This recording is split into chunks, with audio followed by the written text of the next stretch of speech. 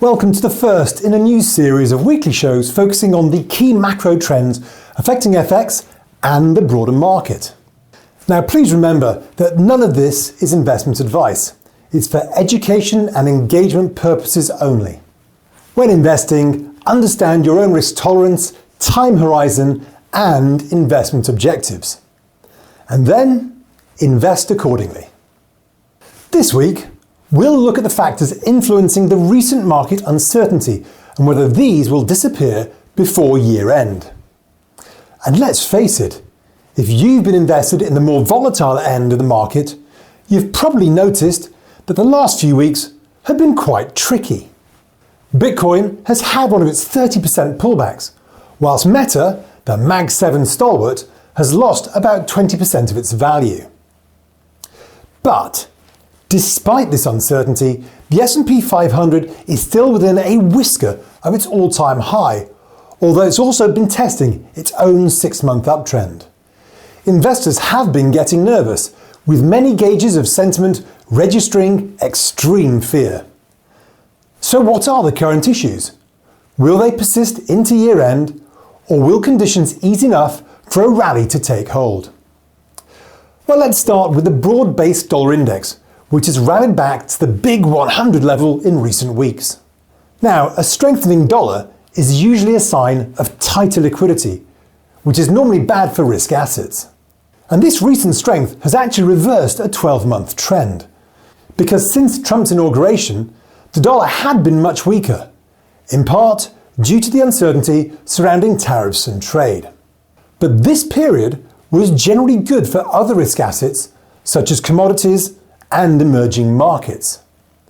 In fact, the emerging market equity index outperformed the S&P 500 after almost a decade of underperformance. It therefore follows that we'd need to see a softer US dollar to get outperformance from emerging markets. But is that really on the cards? Recently, the dollar has benefited from the US government shutdown. That shutdown created a shortage of the dollars needed to keep the financial system lubricated and working efficiently. And you've probably heard this being referred to as a problem with the financial plumbing. This is where there are dollars in the system, but not everyone can easily access them. And during the shutdown, dollars started to build up in the Treasury General Account. This cash, which should have been paying government salaries, was now being held back from the economy. And with fewer dollars available, it meant the cost of accessing dollars increased, and hence that relative scarcity. And this showed up in the areas of the market that are most sensitive to liquidity and leverage, such as tech stocks and crypto. Fortunately, US policymakers have been calling out the plumbers. The New York Fed has already had some crisis meetings with key market participants. And they've also got many previous experiences to also fall back on. And it's not in their interest to watch another funding blockage escalate into a major financial event. But that's not the only thing that policymakers have to contend with. The US economy has also been unconvincing recently. The ISM Manufacturing Index is a relatively cyclical indicator, with clear periods of improving and deteriorating conditions. For much of last year, however, this index has been hovering below the 50 level, and 50 is usually considered to be the threshold between expansion and contraction, suggesting that the US economy has been in a go-slow mode for the last 12 months.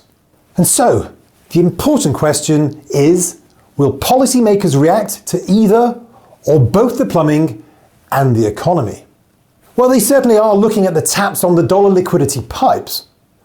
Additionally, the next Federal Reserve meeting, or FOMC, is in early December.